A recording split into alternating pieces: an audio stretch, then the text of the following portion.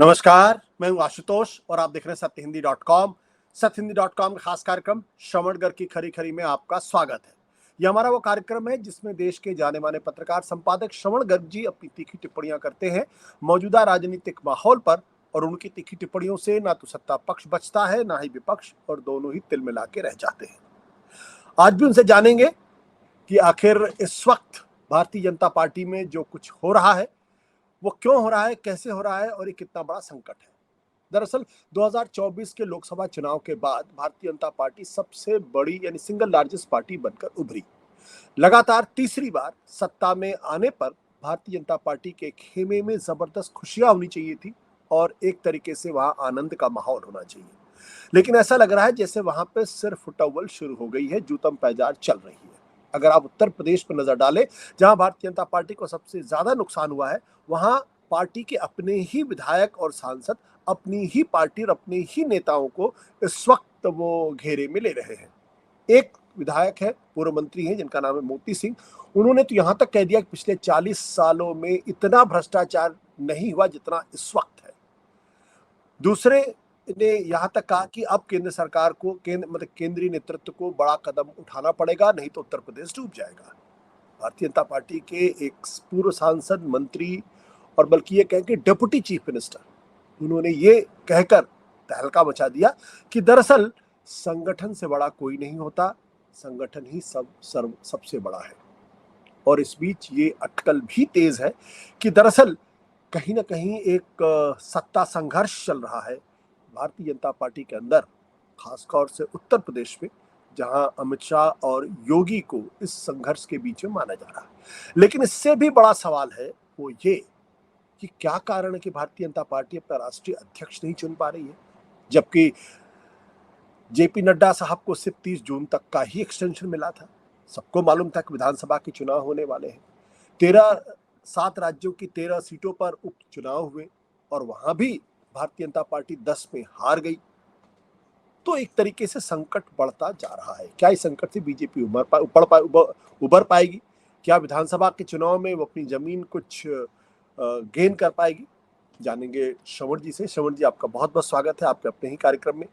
ये जो सवाल मैंने उठाए हैं, इस पे आपका क्या कहना है सर? आपने तो सब कुछ कह दिया, बीजेपी का पूरा संकट 3 मिनट में आपने समेट दिया। देखिए, ये बहुत गंभीर बात है। मतलब बीजेपी का संकट ये यूपी का नहीं है। यूपी में तो ऐसा होता है कि एक जैसे मेडिकल की टर्मिनोलॉजी में एक रेफर्ड पेन होता है कि आपकी प्रॉब्लम कहीं है और दर्द और कहीं होता है। तो आपको लगता है कि जहाँ दर्द हो रहा है वहीं प्रॉब्लम है, जबकि मूल जो होता है दर्द का वो कहीं और होता है। तो मेडिकल की भाषा में उसको रेफर्ड पेन कहते हैं। तो ये उत्तर प्रदेश एक रेफर्ड पेन की तरह अभी डिबेट्स में इस्तेमाल हो रहा है, जबकि बीजेपी का संकट उत्तर प्रदेश से कहीं ज्यादा बड़ा है और काफी गहरा है। इसका एक जो दूसरा पक्ष है आशुतोष जी, वो ये है कि कांग्रेस में संकट ही नहीं है। मतलब अगर आप इस तरह देखें कि जो कांग्रेस पिछले तमाम सालों से कम 2014 के बाद से तो लगातार संकट में बनी हुई थी, और सितंबर 2022 के पहले तक भी बहुत गंभीर संकट में थी।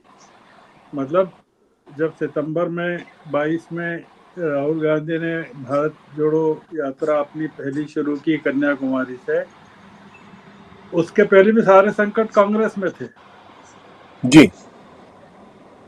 पता नहीं है 2 साल भी पूरे नहीं हुए और सारे संकट अब भाजपा ने अपने ऊपर ले लिए हैं। और ये संकट ऐसे हैं कि वो एनडीए को भी प्रभावित करने वाले हैं जी। अब इसमें एक मुद्दा ये है कि संकट है कि नहीं है। मतलब भारतीय जनता पार्टी में अगर आप पूछें तो कहेंगे कि हमारे यहाँ कोई संकट नहीं है। जो तो फिर ये जो दिख रहा है वो क्या दिख रहा है? मतलब जगह जगह दिख रहा है। मतलब कोई एक जगह तो दिख नहीं रहा है। अगर आप चले वेस्ट बंगाल से चलें, और मतलब वेस्ट बंगाल में जिस तरह के झगड़े चल रहे हैं भाजपा में, या अभी मैं देख रहा था पुडुचेरी की एक रिपोर्ट पढ़ रहा था हिंदू में, तो वहां जबरदस्त बीजेपी में झगड़े चल रहे हैं। तो गुजरात में जैसे बयानबाजी हो रही है, कर्नाटक से हो रही है, तमाम जगह से जैसे ऐसा लग रहा है कि लावा फूट रहा है जगह जगह से, जो थमा हुआ था। देखिए, इसके मूल में यह है, दो तीन चीजें हैं मूल में। हम यूपी की बात इसलिए नहीं कर रहे हैं केवल कि यूपी तो बहुत डिबेट में है, आपके यहाँ काफी उस पर डिबेट चल रही है सत्य हिंदी पर, और योगी वर्सेस पीएम भी चल रहा है, योगी वर्सेस केशव प्रसाद मौर्य भी चल रहा है। जी और सारी चीजें डिबेट में है। हम एक ब्रॉडर पर्सपेक्टिव ले रहे हैं। वो ब्रॉडर पर्सपेक्टिव क्या है, और जो दिख नहीं रहा है कि ये जो दो चीजें हुई है। एक तो जो आप देखेंगे 4 जून के बाद से बीजेपी का पूरा चाल और चलन और सब कुछ बदल गया है। मतलब जो नतीजों ने ऐसा हिलाया है कि आप देख रहे हैं कि पूरी की पूरी बॉडी लैंग्वेज या पूरा का पूरा ढांचा बीजेपी का हिल गया है।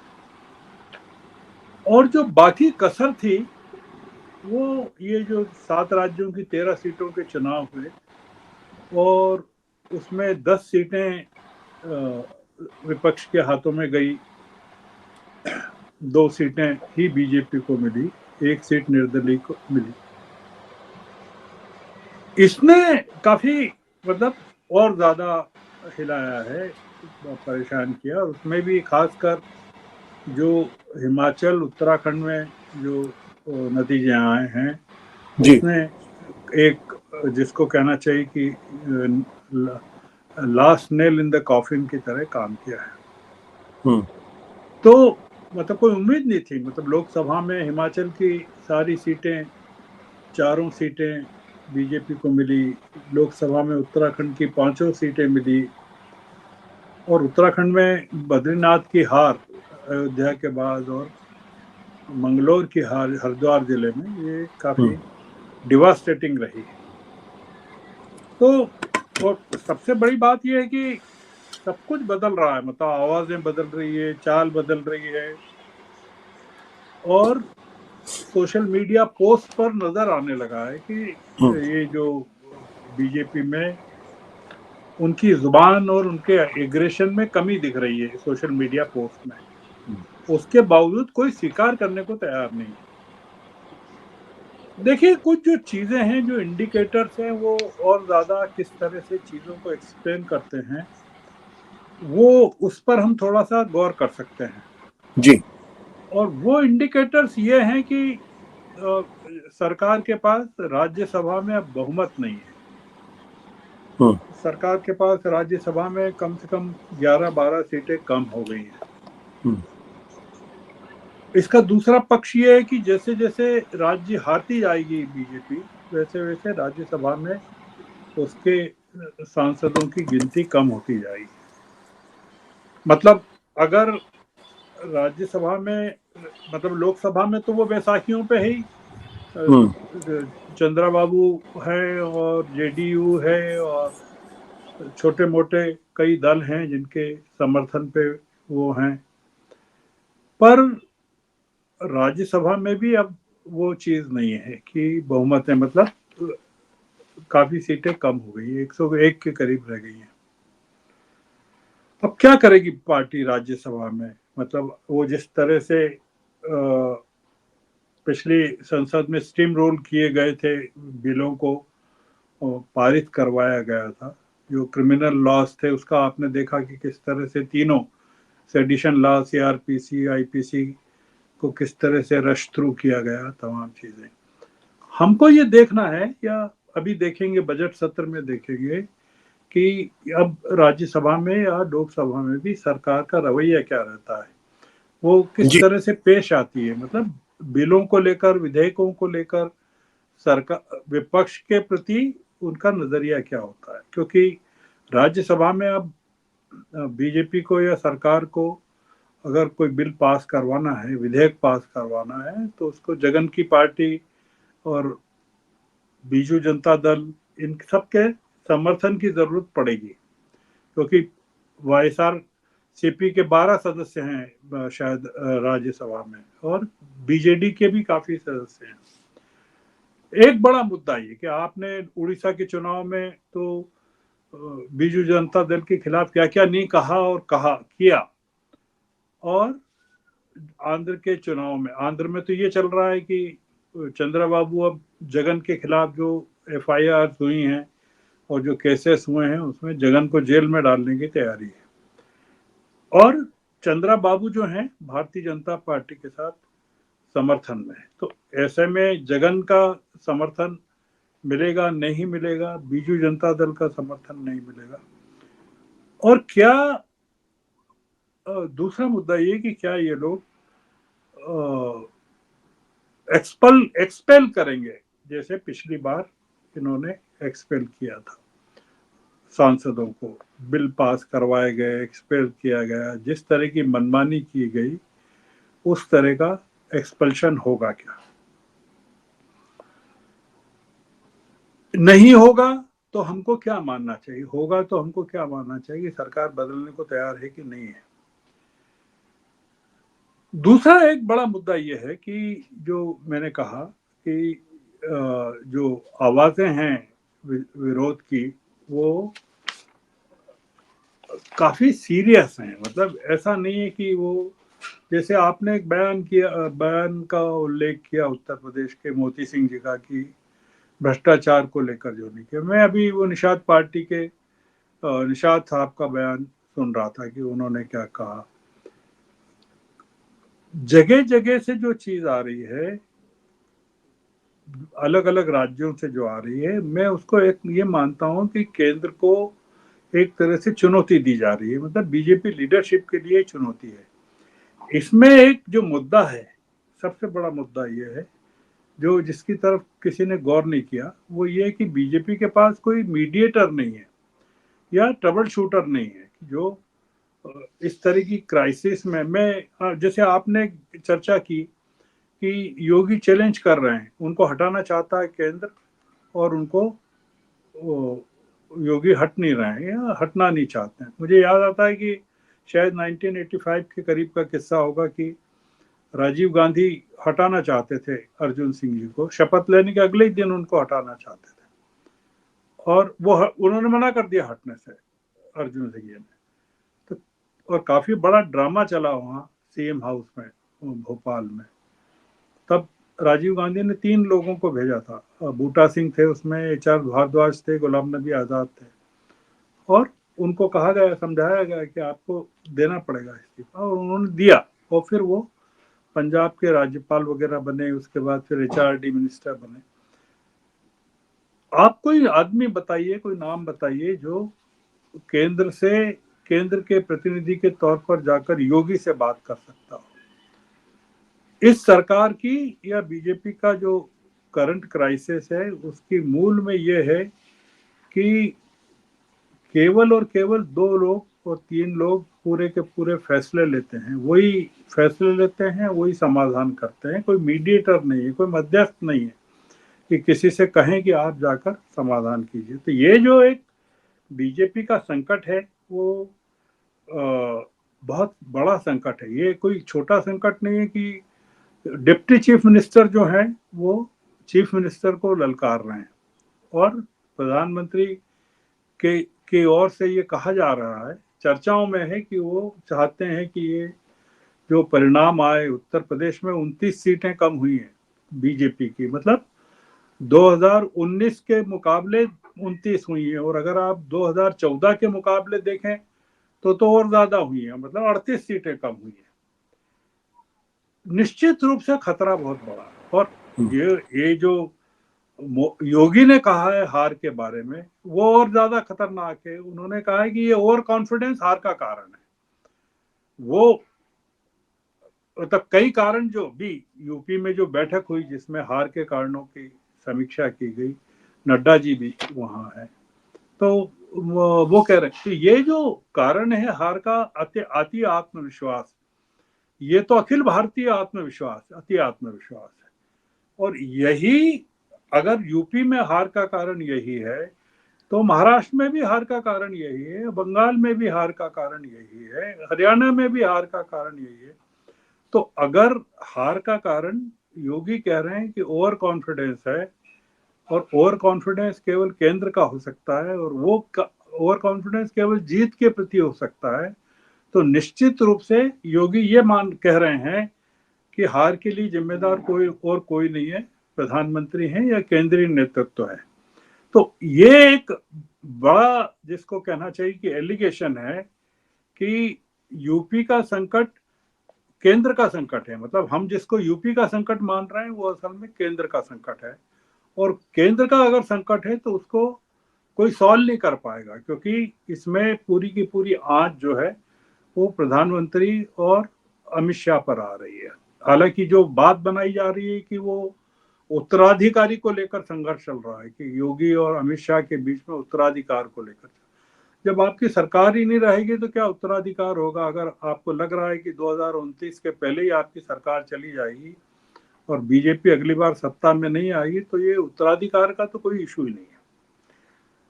अब मैं आखिरी बात पर आता हूँ आशुतोष जी, और वो आखिरी बात यह है कि लोकसभा के चुनाव हो गए, उसमें बहुत निराशा हुई, 63 सीटें कम हुई, बीजेपी की 20% कम हुई। उपचुनाव हुए और उसमें 10 सीटें बीजेपी, मतलब विपक्ष को मिल गई। बीजेपी को तो खैर ठीक है, कम सीटें, नुकसान हुआ होगा। और इन दोनों के बीच में कई जो चुनाव हुए जगह जगह, उसमें बीजेपी को हार का सामना करना पड़ा। जो सबसे बड़ी हार थी वो, जैसे उत्तर प्रदेश में घोसी की कोई चर्चा नहीं करता है कि वहां जो हार हुई थी, खतौली में हुई थी, मैनपुरी में जो हार हुई थी, ये जो अभी हमको हार दिख रही है 2024 की हार और ये उपचुनाव की हार, ये आज की नहीं है। इसका सिलसिला शुरू हो गया था, काफी पहले से शुरू हो गया था, और यूपी के लोकल बॉडी इलेक्शन से भी शुरू हो गया था। पर हम इसको अभी का वो मान रहे हैं। जो मुद्दा है वो ये कि बीजेपी का पूरा वर्चस्व इस समय पिछले 3 सालों से डिक्लाइन पर है, और वो मैनिफेस्ट हो रहा है। जितने भी चुनाव हुए बंगाल के बाद देश भर में, वो जगह जगह दिख रहा है। अब मैं आखिरी बात पे आता हूँ, वो ये आता हूँ कि देखिए, एक तो खबर ये है कि जो फार्मर्स हैं हरियाणा में, आप पहुंच रहे हैं, हरियाणा से दिल्ली की तरफ कूच कर रहे हैं, मतलब हजारों की, लाखों के, और 6 महीने के राशन के साथ पंजाब और हरियाणा के जो किसान हैं वो दिल्ली की तरफ कूच करने वाले हैं। खबरें ये है कि कूच कर गए हैं या हो रहा है। ये एक बड़ा सीरियस मैटर इसलिए है कि हरियाणा में चुनाव होने जा रहे हैं, और महाराष्ट्र में भी फार्मर्स जो हैं काफी नाराज हैं। मतलब वहाँ कई लोग जो नाराज हैं, रिजर्वेशन को लेकर भी नाराज हैं, और फार्मर्स भी वहाँ एक्सपोर्ट को लेकर, एक्सपोर्ट की पॉलिसी को लेकर नाराज हैं, मिनिमम सपोर्ट प्राइस को लेकर नाराज हैं। महाराष्ट्र में और हरियाणा में और झारखंड में ये जो चुनाव होने वाले हैं, और एक आध शायद जम्मू कश्मीर में भी होने वाले हैं, ये काफी बड़ा टेस्ट होने वाला है मोदी सरकार का। वो योगी से भी बड़ा टेस्ट होने वाला है।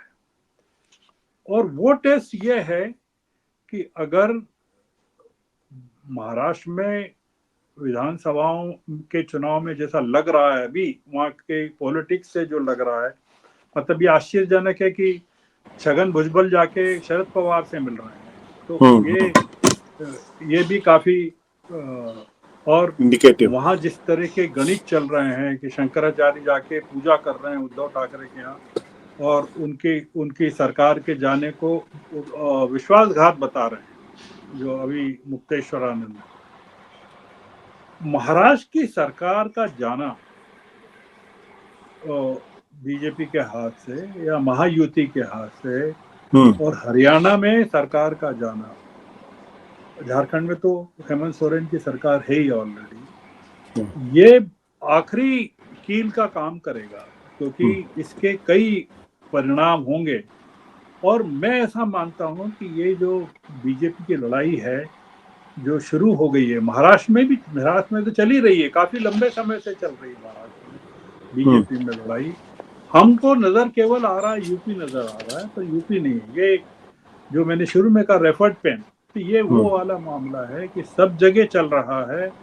और ये तीनों राज्यों में जो हार होगी जो कि दिख रही है, तो मुद्दा ये कि क्या प्रधानमंत्री मोदी और अमित शाह इस हार को बचा पाएंगे, और अगर नहीं बचा पाएंगे तो उसको क्या माना जाएगा। वो जो वोट पड़ेगा बीजेपी के खिलाफ उसको किसके खिलाफ माना जाएगा, मोदी के खिलाफ माना जाएगा कि नहीं माना जाएगा, या केंद्र के खिलाफ माना जाएगा कि नहीं माना। मेरा ऐसा मानना है कि इस साल के चुनाव के बाद ये जो चुनाव होने जा रहे हैं और उसके पहले ये जो बजट आ रहा है ये काफी, और आखिरी बात तो ये कि अब राहुल जो है वो अनस्टॉपेबल हो गए हैं, तो इसलिए तो जो बीजेपी का सबसे बड़ा संकट योगी नहीं है, बीजेपी का सबसे बड़ा संकट राहुल गांधी है।